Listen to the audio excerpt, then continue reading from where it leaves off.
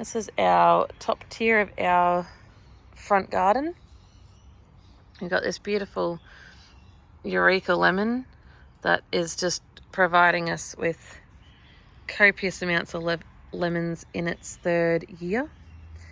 And we have the male lemon just in behind it with a lemon that it's dropped for us, so that's ready to take inside. This garden's a little bit weedy. We've got some watercress just growing wild, and of course my hose because I've been watering the garden, and the borage which has taken over. So this little row I planted out 2 weeks ago now, which is just radish and beetroot.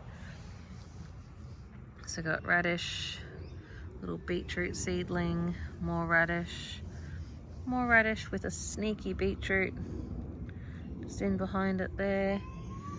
As you can just see, these little, I love this one. This one's like just a nice deep red beetroot. So beautiful.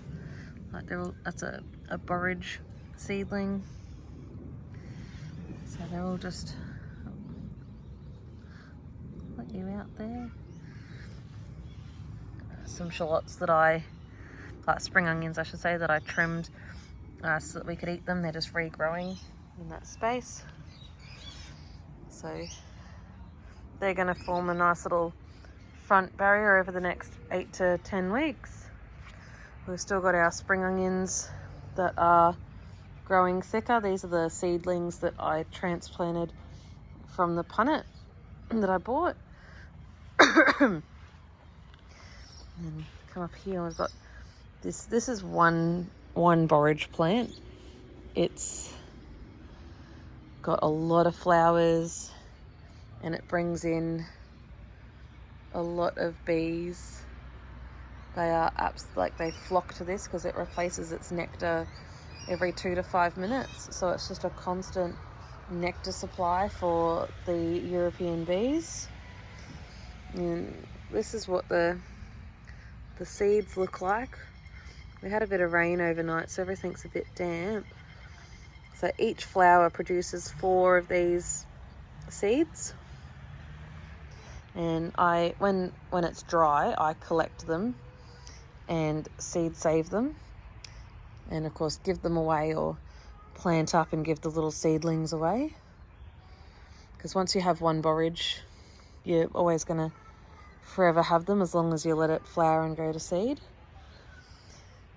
These are our peas that I got as seedlings from Bunnings because my peas were not sprouting.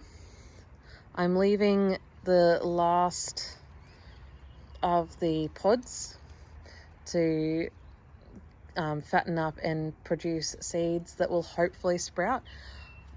Because this is a commercial variety, I'm not sure if the seeds will be viable to plant for a second round of growth, but if they are, great, because this pea was delicious. So as you can see, I've got quite a few pods on there to get seeds, just because I'd also like to share them with people. But what's really interesting is down here at the base, they're starting to sprout again and produce new peas ready to eat. So I'm unsure whether this is the seeds I planted at the beginning of autumn that have finally grown, or if these are from the base of the plant, but they're growing really well.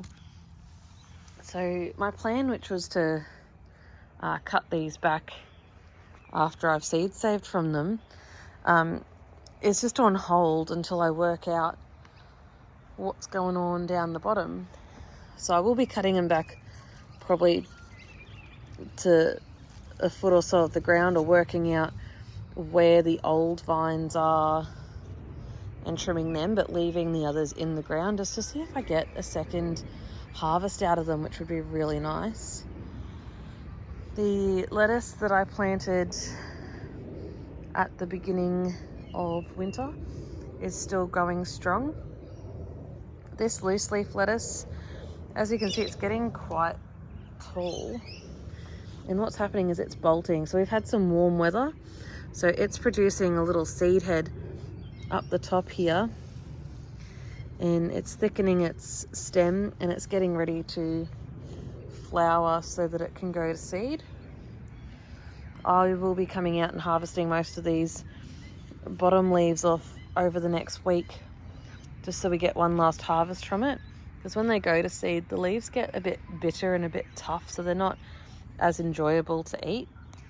And then I'll let it flower once again, because the honeybees, the European honeybees and our native Australian stingless bees do love the flowers on lettuce. We've got a cos lettuce here, which is starting to form a heart, just because I haven't pruned enough side leaves off it. So I'm just going to let that do its thing, and when it's thickened up and got a bit of bit of solid heart to it, I'll harvest the whole plant, just because this area is going to get replanted with different crops. This is a butter crunch lettuce, and it has a really solid heart on it, so I will be harvesting this week. We've got this lovely purple lettuce. It's so pretty. Once again, some of our loose leaf lettuces, these haven't started to bolt, so I'll just keep harvesting a couple of leaves off each one. This cos is starting to form a heart as well, and that butter crunch is nice and solid. And this is some of that parsley that I transplanted while it was young, that I dug up from this pathway on my second tier. So even more parsley. Some peas that I sprouted, and I forget the variety, but I think it's Green Feast. But I have 4 varieties, and I cannot remember which one I planted because I forgot to label. So that's always good. These are the spring onions as well. They're doing really well. And these are perennial leeks or multiplier leeks. So these form bunches for each plant, and I separated them out and put them in individually so that way they grow, they thicken up, and in autumn I will separate them again and harvest some to use over winter. But this way I can have a continual supply of some tasty leeks in my garden, because we really love like the onion family and all those flavors. And this is the thyme and chives, which is the same as my other tier, so I have this lovely continual effect. So it's useful, it's herbs that we grow, but it's also for looks, because I wanted it to look good as well as be useful. You can see all those blueberries. We got some lavender in the back here, just because this is getting closer to our front door. So I want to dissuade insects, and particularly mosquitoes, from being around the entrance of our home. So lavender is really good for that, because it confuses them. Like, it sort of mixes the smell, so they can't really smell you as clearly. Same with rosemary. Mosquitoes tend to find rosemary hard to smell humans through, so you're less likely to get mosquitoes in your front door. Here I've got my native Atherton raspberry. So this is a raspberry that's native to our area down here in southeast Queensland. I think it stretches up into North Queensland as well, though North Queensland has a different variety of native raspberry as well as this one. But this one's native to our area, and I love it. I've eaten it since I was a child, when I'd go bushwalking. So it is a favourite of mine, but it tends to take over areas, hence why it's in a pot and on the concrete. That way it can't have any runner's escape, and it's contained in that pot. It will try and escape, but I won't let it. But I do have to pot this one up in autumn, so I'll split it and have 2 pots. That way I get double the harvest. So some more lavender and rosemary along our pathway here. So you can just see from the back end as well, like I still try and keep things quite pretty, even though they're still useful. So our 2 pea beds, some more lavender just in behind here. This is the back side of that borage. Like you can just see how there's the center of it there where everything's coming from. So it's just huge. Takes over. More parsley that's self-seeded. And this is a self-seeded cherry tomato that is just deciding it wants to sprawl. This is a cherry tomato that the variety was here when we moved in, and the cockatoos like to come and pick off some, and so they drop seed around the yard and it just re-sprouts.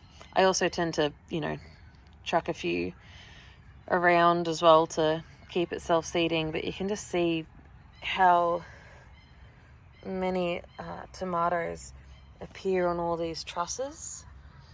So in a couple of days we will have some nice ripe cherry tomatoes from here to use in our salads, which will be really lovely because we've been missing tomatoes. This little pansy, it's self-seeded. I had pansies here last year and they keep coming back, which is fine. They don't hurt anything, so I just let them self-seed and do their thing. So more borage that's sort of dying back. You just see how it's got that brown stem. And now lemons. Some more lavender. And more lemons, lemon trees. This one's a lot younger than the other 2. And I have my pineapples around here as well. And then that leads into the backyard. And then this garden I have to weed. It's got a ton of mugwort and wormwood I've got to trim it all back. And the elderberry is trying to take over and do a hostile takeover of this whole garden, just because it does like to spread. But we like to use it as a shade plant to shade the northern part of our house, and the birds love to eat the berries. I love to eat the berries I cook them up and make a cordial, and it's really rich in vitamin C, so you can't drink too much of it, but it is really nice. And our pineapples, look how cute they are. So that's the top tier of our garden at the end of winter and the beginning of spring. So you can just see the whole view of the garden from up here.